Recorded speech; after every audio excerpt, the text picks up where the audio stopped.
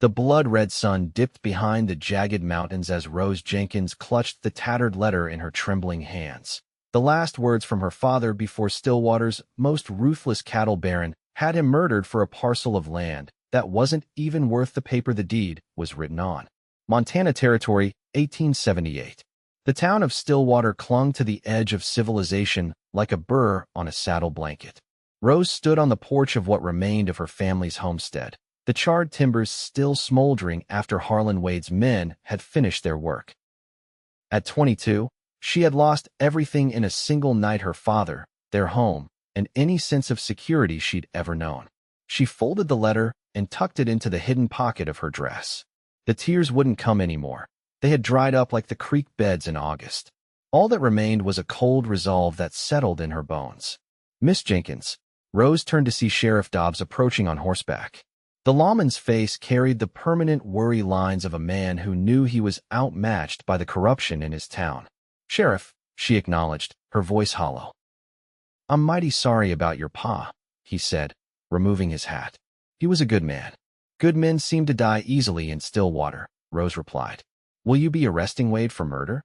The sheriff's eyes dropped to the ground. "No witnesses, Miss Jenkins. His men all swear they were just serving an eviction notice when your pa pulled a gun." "That's a lie. My father never owned a gun in his life." "I believe you," Sheriff Dobbs said quietly. "But believing and proving are different matters entirely." Rose stared at the man, taking in his defeated posture. "So that's it. Wade burns us out, kills my father, and walks away with our land. The bank foreclosure papers seem in order, foreclosure papers my father paid off 3 months ago." Rose interrupted. "Wade bought off the bank manager. Everyone knows it." The sheriff replaced his hat. "I suggest you leave town, Miss Jenkins. There's nothing for you here now but trouble. Wade doesn't take kindly to loose ends." After the sheriff rode away, Rose gazed at the land that had been in her family for 2 generations.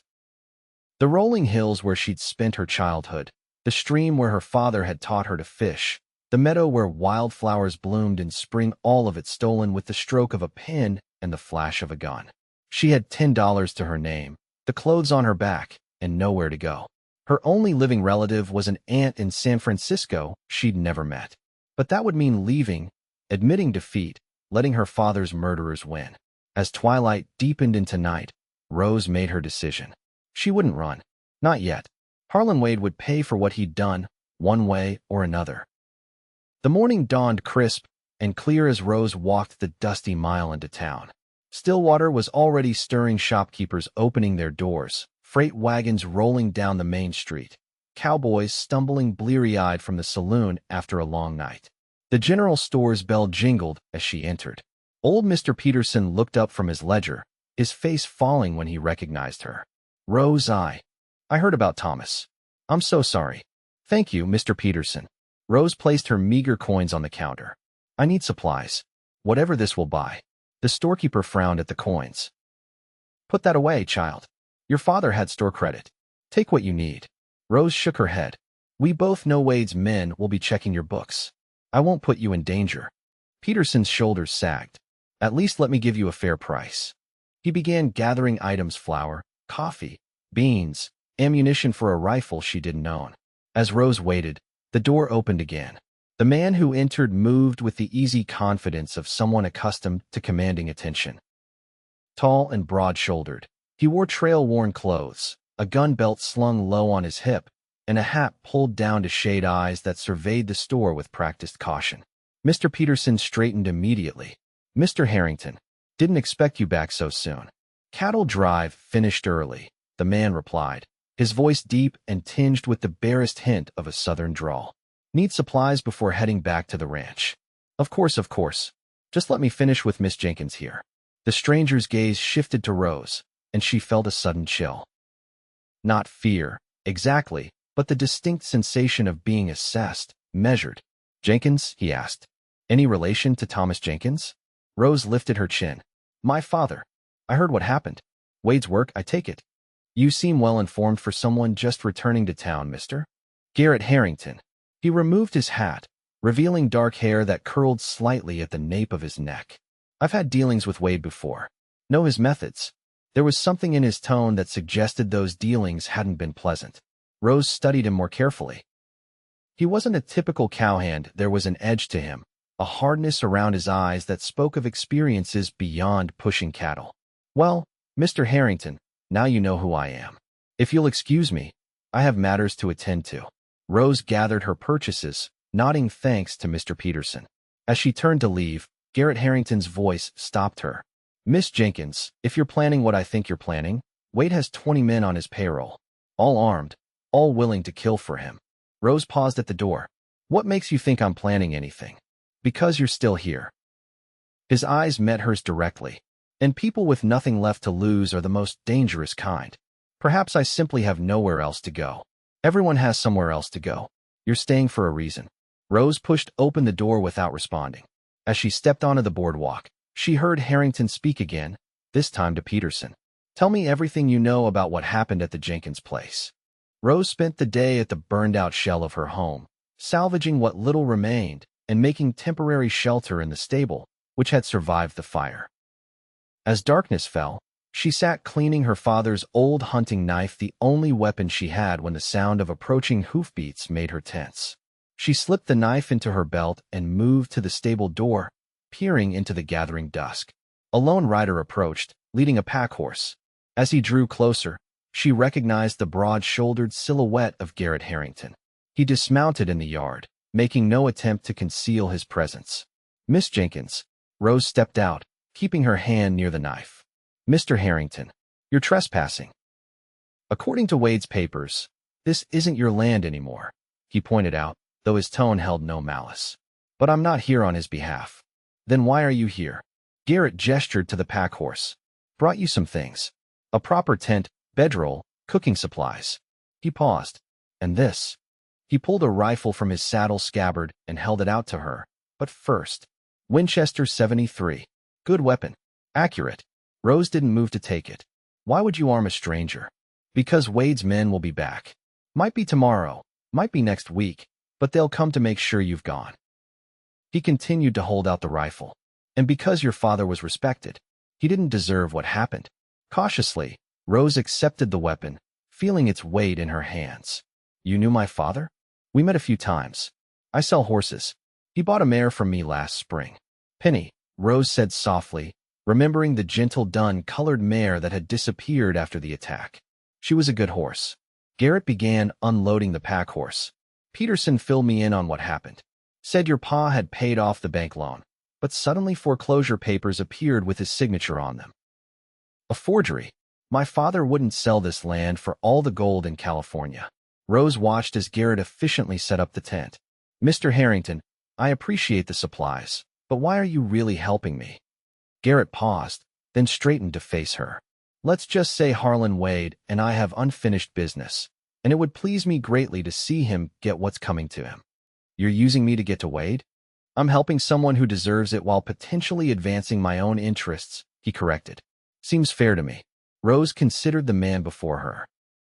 He was dangerous. That much was evident in every controlled movement, in the way his hand never strayed far from his gun. But there was something else there too, a sense of honor, perhaps, or at least a clear code he lived by. "What did Wade do to you?" she asked. "That's a story for another time." Garrett finished with the tent and turned to go. "The rifle's loaded. There's extra ammunition in the saddlebags. If Wade's men come, fire a warning shot. They're cowards at heart. Most will run if they think they might get hurt. And if they don't run?" His eyes met hers, cold and certain. "Then you do what needs doing." As he mounted his horse, Rose called after him, "I don't know how to thank you." "Don't thank me yet, Miss Jenkins. My help comes with a condition." "Which is?" "When the time comes, Wade is mine." Before she could respond, he rode off into the darkness, leaving Rose with better supplies, a weapon, and even more questions about the mysterious Garrett Harrington. For 3 days, Rose kept to herself, practicing with the Winchester until she could hit a can from 50 paces consistently. On the 4th morning, she woke to the sound of horses. Grabbing the rifle, she crept to the stable door, expecting Wade's men. Instead, she saw Garrett Harrington leading a familiar dun-colored mare. "Penny." Rose rushed forward as Garrett dismounted, letting the mare nuzzle her palm. "Where did you find her?" "Wade's ranch." Seems he helped himself to your livestock after the fire. Garrett untied a small bundle from his saddle. Also found these in his office. He handed her a stack of papers. Rose flipped through them, her heart racing. These are the loan documents. The paid receipt. She looked up at him in disbelief. How did you get into Wade's office? I have my ways. A ghost of a smile crossed his face. Used to be a rather different line of work before I took up horse trading. Were you an outlaw, Mr. Harrington? Let's say I operated in the gray areas of the law. He patted Penny's neck. These papers won't be enough on their own. Wade has the sheriff and judge in his pocket. But they're a start. Rose clutched the documents. What's your plan? Wade's hosting a big party tomorrow night. Every important person in the county will be there: bankers, cattlemen, territorial officials from Helena. Perfect time to make your case public, where he can't simply have you silenced. You expect me to walk into Harlan Wade's home and accuse him of murder in front of his guests. That's exactly what I expect. Garrett's eyes held hers. Wade rules through fear. Break that, show people he's not untouchable, and his empire starts to crumble. His men will kill me before I get within 100 yards of that house. Not if you arrive as my guest. Garrett's expression remained impassive, but there was a challenge in his voice. Unless you're afraid. Rose straightened her spine. I buried my father 4 days ago, Mr. Harrington. There's nothing left for Harlan Wade to take from me, which means there's nothing left to fear. Good. I'll collect you at 7 tomorrow evening. He turned to leave, then paused. We're something nice if you have it. We'll be walking into the lion's den, might as well look the part. The following evening, Rose stood before the cracked mirror she'd salvaged from the ruins, hardly recognizing herself. The blue dress had been her mother's, carefully preserved in a trunk that had survived the fire. It was slightly out of fashion, but still elegant, with delicate lace at the collar and cuffs.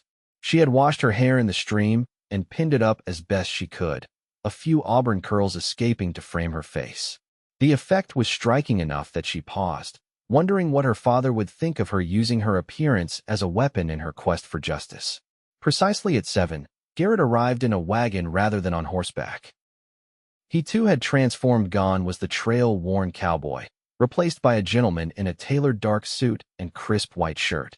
He had trimmed his beard and slicked back his hair, though the gun at his hip remained. His eyes widened slightly when he saw her. Miss Jenkins, he said, offering his hand to help her into the wagon. You clean up remarkably well. As do you, Mr. Harrington. She settled her skirts. Though I notice you're still armed. So are you, he replied, nodding toward the small bulge where her father's knife was strapped to her thigh beneath the dress. Practical minds think alike. As they drove toward Wade's ranch, Rose's nerves began to fray. What if this doesn't work? What if no one believes me? Then we move to plan B, which is... Garrett's expression darkened. Best you don't know that yet. Wade's ranch house was ablaze with lights. Carriages and wagons lined the long drive, and the sounds of music and laughter spilled from the open windows. It was a magnificent home, built with lumber hauled from Montana's forests and furnished with pieces from as far away as New York and San Francisco, all paid for with money from stolen land and cattle. As their wagon joined the queue, Rose's hands began to tremble. Garrett covered them with one of his own. Remember why we're here, he said quietly. Justice for my father. And all the others Wade has destroyed. Garrett's face was grim. Follow my lead.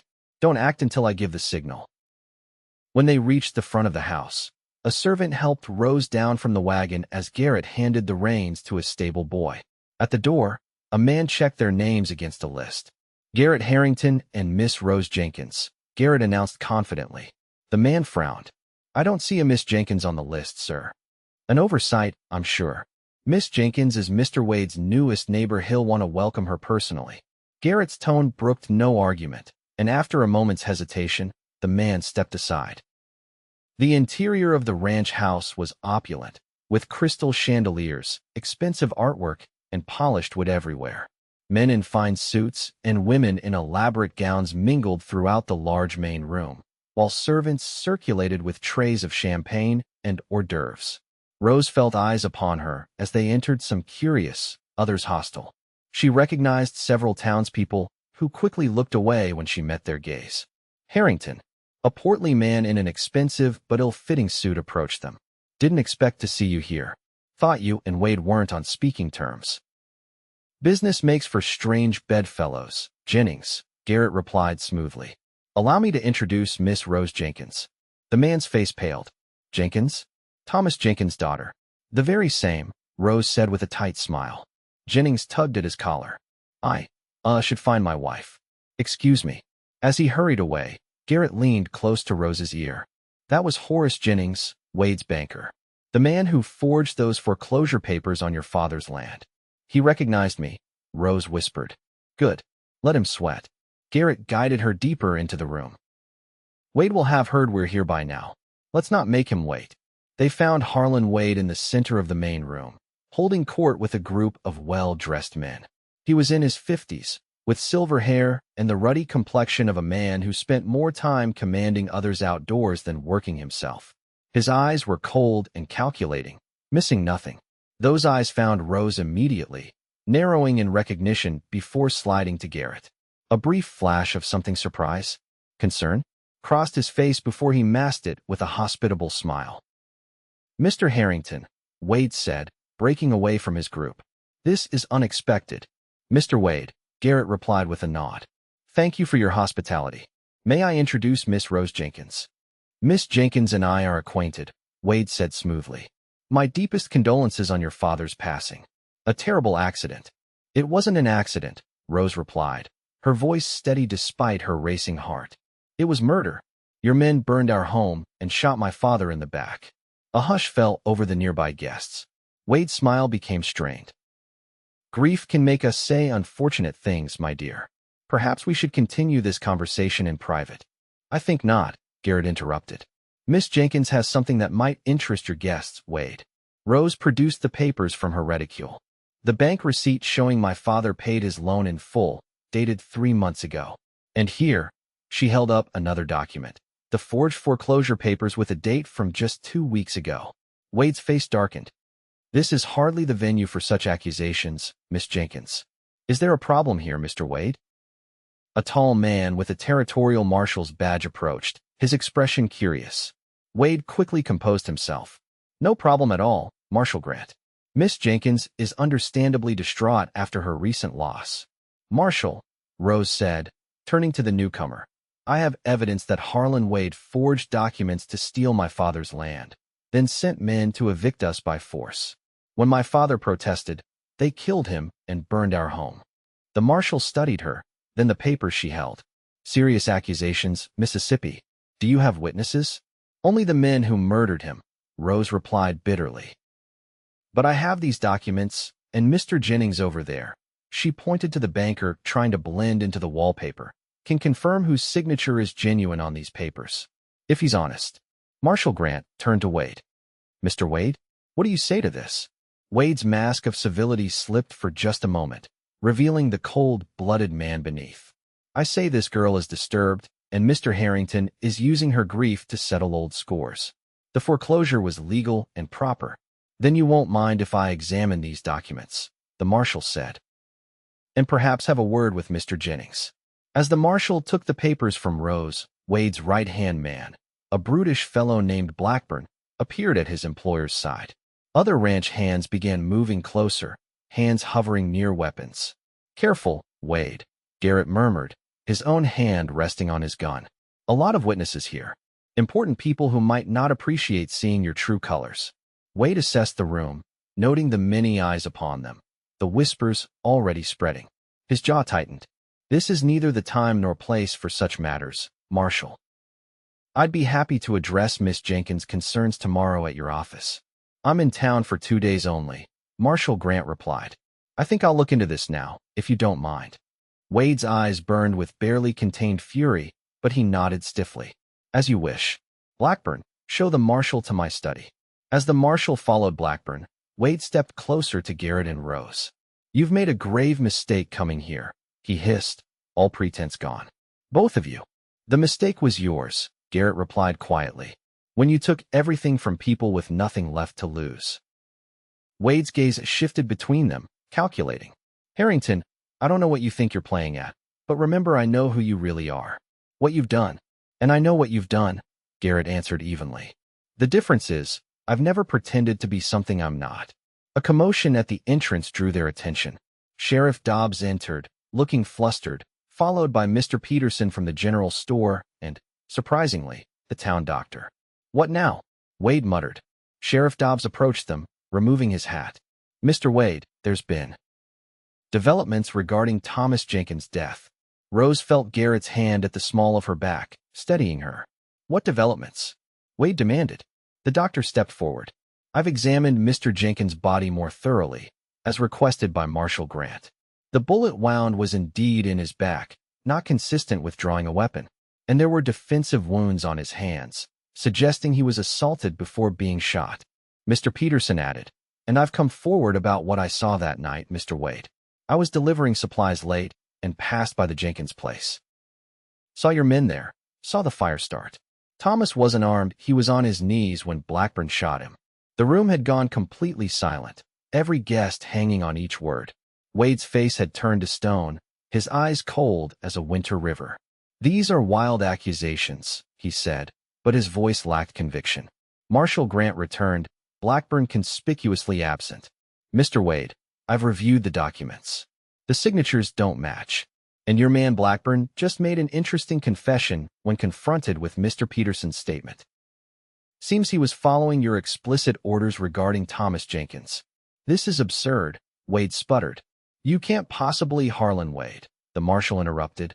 "I'm placing you under arrest for conspiracy to commit murder, land fraud, and a list of other charges I suspect will grow longer as we investigate further." As the marshal approached with handcuffs, Wade made his move. He drew a small derringer from his coat pocket and grabbed Rose, pressing the barrel to her temple. Guests screamed and scattered as Garrett's gun appeared in his hand, aimed steadily at Wade's head. "Drop it, Harrington," Wade snarled, "or she dies right here." Rose stood perfectly still, feeling the cold metal against her skin. Her eyes met Garrett's, and in that moment, something passed between them, a communication without words.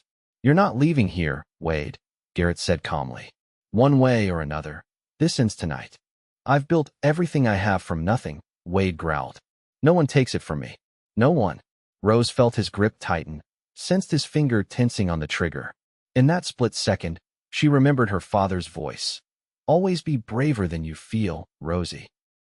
She drove her elbow hard into Wade's stomach, while simultaneously dropping her weight, slipping beneath his arm. The derringer fired, the bullet passing harmlessly over her head. Before Wade could adjust his aim, Garrett fired. The bullet struck Wade's shoulder, sending him staggering backward. The marshal and sheriff rushed forward, disarming and restraining the wounded man despite his curses and threats. As Wade was led away, the room erupted in chaos, guests fleeing, ranch hands unsure whether to intervene, the marshal calling for order. Through it all, Garrett made his way to Rose, his face etched with concern. "Are you hurt?" he asked, his hands gentle as they checked her for injuries. "No," she managed, though she was shaking now that the danger had passed. "You didn't kill him."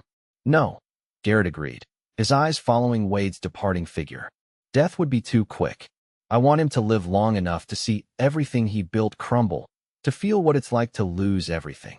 Rose studied him, seeing past the calm exterior to the deep wells of pain beneath. "This was personal for you, not just about helping me." "Wade destroyed my family too," Garrett admitted quietly. "Different time, different place, same methods. I've been tracking him for 3 years, waiting for the right moment. And I was just a convenient opportunity?" Rose asked, surprising herself with how much the answer mattered. Garrett's expression softened. "At first, perhaps. But Rose." He hesitated, seeming to struggle for words. "I didn't expect you. Your courage, your determination. You remind me there's still good worth fighting for in this world." Before she could respond, the marshal approached them. "Miss Jenkins, I'll need your formal statement. And yours too, Harrington, though I'm mighty curious how a horse trader came to be involved in all this." "Happy to explain, Marshal," Garrett replied. "But first, I'd like to see Miss Jenkins safely home." "Not much left of home," Rose murmured. "Then I'll take you to town," Garrett said. "The hotel has decent rooms." As they left Wade's mansion, the night air felt cleaner somehow, as if a poison had been drawn from it. Rose walked beside Garrett to their waiting wagon, aware of curious eyes watching them depart. "What happens now?" she asked as he helped her climb aboard. Garrett took up the reins. Wade will face trial. With the marshal involved and multiple witnesses, even his money can't save him this time. I meant with you, Rose clarified. Now that you've had your revenge, what's left? Garrett was silent for a long moment as the wagon rolled down the drive. Finally, he said, I've spent so long chasing vengeance. I'm not sure I remember how to live without it. That sounds lonely, Rose observed. He glanced at her, the moonlight catching in his eyes. It has been. 3 months passed. Spring bloomed across the Montana hills, painting the land in vibrant greens and wildflower colors. Rose stood on the newly constructed porch of her rebuilt homestead, watching the morning mist rise from the valley below. The trial of Harlan Wade had concluded 2 weeks earlier with a conviction on all charges. The territorial court had sentenced him to 20 years in prison, and his empire was being dismantled piece by piece. Much of the stolen land was returned to its rightful owners, including the Jenkins homestead. Rose had used her father's life insurance money to rebuild, hiring men from town eager to distance themselves from Wade's shadow. The new house was smaller but sturdier than the old one, with large windows that caught the morning sun. She heard hoofbeats approaching and smiled, recognizing the rhythm of Penny's gait alongside the familiar stride of Garrett's stallion. He had taken to checking on her progress every few days, often bringing supplies or staying to help with the rebuilding. Each visit lasted longer than the one before. Each departure grew more reluctant. Garrett appeared around the bend in the road, leading a wagon loaded with lumber and what looked like furniture. Rose waved, receiving a tip of his hat in return. Delivery service, he called as he drew up to the house. Though I'm not sure this qualifies as necessary supplies anymore. Rose descended the steps to inspect the wagon's contents. A rocking chair? Books? Mr. Harrington, are you suggesting my home needs a woman's touch? I'm suggesting your home needs more than bare necessities, he corrected, jumping down from the wagon. A person needs comfort as well as shelter. He looked good, Rose thought. The hard edges that had defined him when they first met had softened somewhat. He smiled more readily now, laughed occasionally, a warm, rich sound that made something flutter in her chest each time she heard it. How was Helena? She asked as they began unloading the wagon. Civilized. Dull. Garrett carried the rocking chair to the porch. The governor sends his regards. Seems your case has sparked quite the investigation into land fraud throughout the territory. And Wade, settling into his new accommodations at the territorial prison. I paid him a visit. Rose paused in arranging the books on a shelf. Why? Garrett leaned against the doorframe, his expression contemplative. Needed to see him behind bars. Needed to know it was really over. He met her gaze. Needed to move on. Something in his tone made Rose's pulse quicken. And have you? Moved on. Working on it. He stepped into the house, looking around at what they'd accomplished. You've done well here, Rose. Your father would be proud. I couldn't have done it without your help. She hesitated, then added. You never did tell me what you plan to do now. Will you go back to horse trading? Actually, I've been considering something different. Garrett moved to the window, looking out at the rolling hills of the Jenkins property. This land of yours, it's good grazing country. Too much for one woman to manage, Rose admitted. What if you had a partner? Rose set down the book she was holding, suddenly unable to trust her hands not to tremble. What sort of partnership did you have in mind, Mr. Harrington? He turned to face her, and the look in his eyes made her breath catch. A proper one. Legal. Binding. Are you proposing a business arrangement, Garrett? He closed the distance between them slowly, deliberately.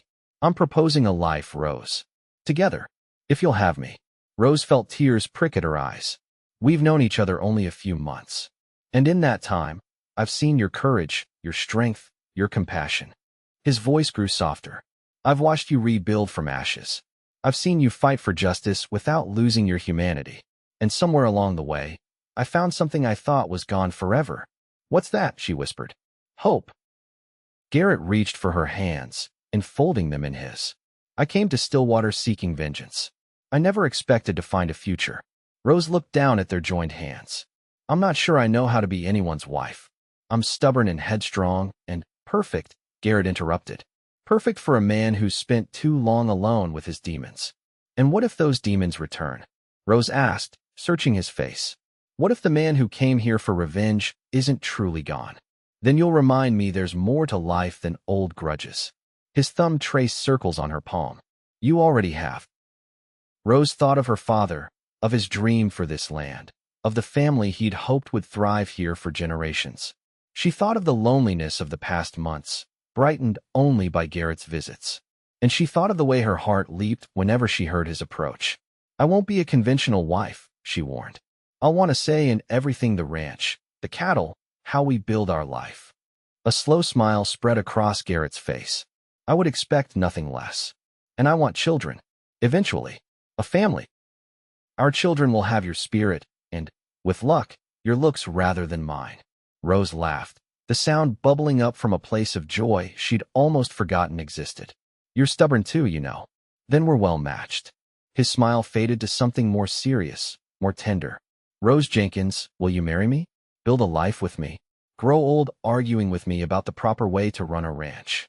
She rose on tiptoes and pressed her lips to his, a soft, sweet kiss that held the promise of countless more to come. Yes, she whispered against his mouth. Yes to all of it. Their wedding took place on a perfect summer day beneath the old oak tree that stood sentinel at the edge of the Jenkins property. The entire town turned out partly from curiosity, partly from a genuine desire to celebrate something positive after the dark shadow of Wade's reign. Rose wore her mother's wedding dress, altered by the dressmaker in town. Garrett looked almost uncomfortable in his new suit, though the discomfort vanished the moment Rose appeared on Sheriff Dobbs' arm. The circuit preacher spoke of new beginnings, of love forged in adversity, of two souls finding each other when they least expected it. When Rose and Garrett exchanged vows, there wasn't a dry eye among the guests. At the celebration afterward, as fiddles played and townsfolk danced in the yard of the newly christened Harrington Jenkins Ranch, Garrett pulled his bride away from the festivities for a moment of quiet. Happy, Mrs. Harrington? He asked, his arms encircling her waist. Very, Mr. Harrington, Rose replied, leaning into his embrace. Though I think I'll keep Jenkins in my name, if you don't mind. I wouldn't have it any other way. He pressed a kiss to her temple. Your father deserves to have his name live on in this land. Rose turned in his arms to face him. Thank you for understanding that. I understand you, Rose. That's what matters. As the sun began to set, casting long shadows across their land, Rose felt a moment of vulnerability sweep through her. Garrett, she whispered, her hands resting against his chest, don't break me. I couldn't bear it if this turned to ashes too. His expression grew solemn as he cupped her face in his hands. I'll only bend to love you, Rose. Never to harm you. That's my vow, as binding as the one I spoke today.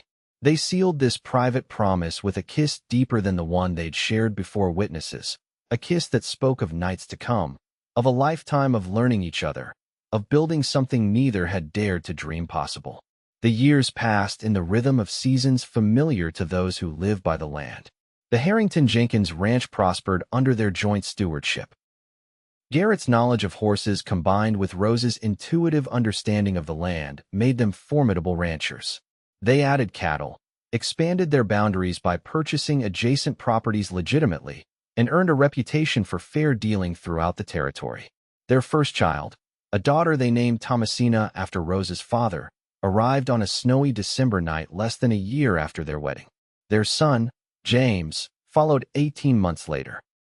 Both children grew strong and sure in the Montana air, inheriting their mother's fiery spirit and their father's quiet determination.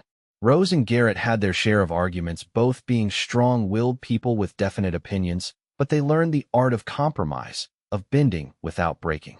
Their partnership, begun in revenge and justice, deepened into something neither could have imagined that first day in Peterson's general store. And if sometimes Garrett woke in the night, haunted by memories of the man he'd been before Rose, she was there to draw him back to the present with gentle hands and whispered assurances that the past was truly behind them. On their 10th anniversary, as they sat on the porch watching their children chase fireflies in the gathering dusk, Rose leaned her head against her husband's shoulder. Do you ever regret it? She asked. Staying here, settling down? Garrett's arm tightened around her. Not for a single moment. Even when I'm being difficult. Especially then, he chuckled. Your difficult keeps me honest. We've built something good here, Rose said, watching as James showed his sister how to cup her hands gently around a captured firefly. Better than good, Garrett agreed. Something lasting.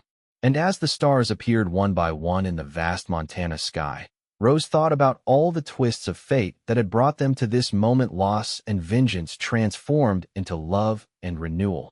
A story neither could have written alone, but one they continued to write together with each passing day. In the decades that followed, the Harrington-Jenkins Ranch became a landmark in the region, known not only for its fine horses and cattle, but as a haven where travelers could find honest work and fair treatment.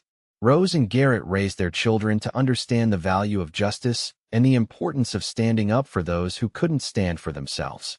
Thomasina grew into a formidable young woman who eventually took over much of the ranch's management, allowing her parents to ease into a gentler pace of life as they entered their later years.